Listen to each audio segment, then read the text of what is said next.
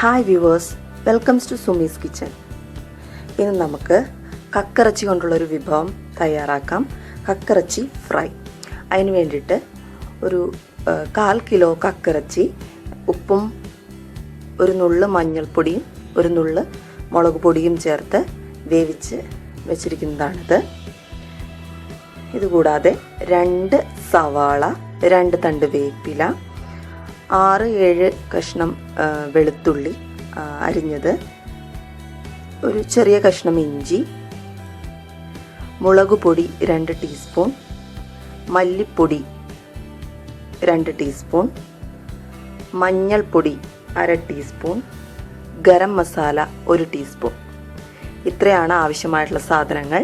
ഇനി എങ്ങനെയാണ് തയ്യാറാക്കുന്നത് നോക്കാം. ചട്ടി ചൂടായി കഴിഞ്ഞു. നമുക്ക് വെളിച്ചെണ്ണ ഒഴിച്ചു കൊടുക്കാം. ഒരു 4 ടീസ്പൂൺ വെളിച്ചെണ്ണ. സവാള ചേർക്കാം.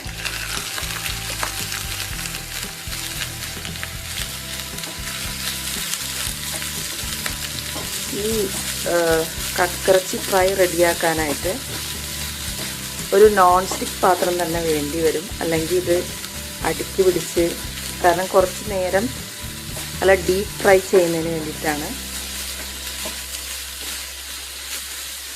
നമുക്ക് ഉപ്പ് ചേർത്ത് കൊടുക്കാം. ആവശ്യത്തിന് ഉപ്പ്, ഇഞ്ചി, വെളുത്തുള്ളി. നന്നായിട്ട് സവാള ഒന്ന് വഴറ്റാം.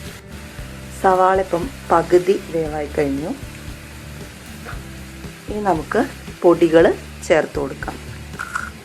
മല്ലിപ്പൊടി 2 ടീസ്പൂൺ, മഞ്ഞൾപ്പൊടി 1/2 ടീസ്പൂൺ, മുളക് പൊടി 2 ടീസ്പൂൺ,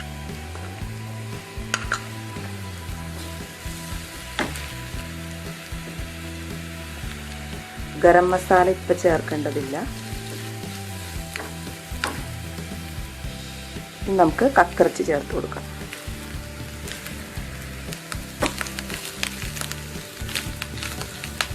തീ കുറച്ചിടാം. എന്നിട്ട് കക്കിറച്ചി പതുക്കെ ഫ്രൈ ചെയ്യാം. ഇനി നമുക്ക് വേപ്പില ചേർത്ത് കൊടുക്കാം.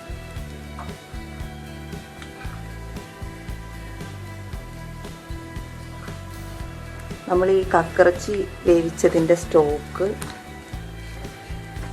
എടുത്തു വെച്ചിട്ടുണ്ടെങ്കിൽ ഇത് കുറേശ്ശെ ഒഴിച്ച് ചെറു തീയിലിട്ട് നന്നായിട്ടൊന്ന് നമുക്ക് ഫ്രൈ ചെയ്തെടുക്കാം. നമ്മുടെ കക്കിറച്ചി ഏകദേശം പരുവാവാറായിട്ടുണ്ട്. ഇനി നമുക്ക് ഗരം മസാലപ്പൊടി ചേർത്ത് കൊടുക്കാം. 1 സ്പൂൺ ഗരം മസാല. ശരിക്കും ഒരു 10-15 മിനിറ്റ് കൂടുതൽ പിടിക്കും ഇത് ശരിയായി വരാൻ. ഒരു 10-20 മിനിറ്റോളം പിടിക്കും. എന്നാലാണ് നല്ല ഡീപ്പ് ഫ്രൈ ആവുള്ളൂ. അങ്ങനെ നമ്മുടെ കക്കിറച്ചി ഫ്രൈ ഇവിടെ റെഡി ആയിരിക്കുകയാണ്. ഇത് വളരെ ടേസ്റ്റിയാണ്. ഇതിനി 1-2 ദിവസം ഇരുന്നാലും ചീത്തയൊന്നാവുന്നില്ല. എല്ലാവരും ഒന്ന് ട്രൈ ചെയ്ത് നോക്കും. Thank you viewers. Thanks for watching.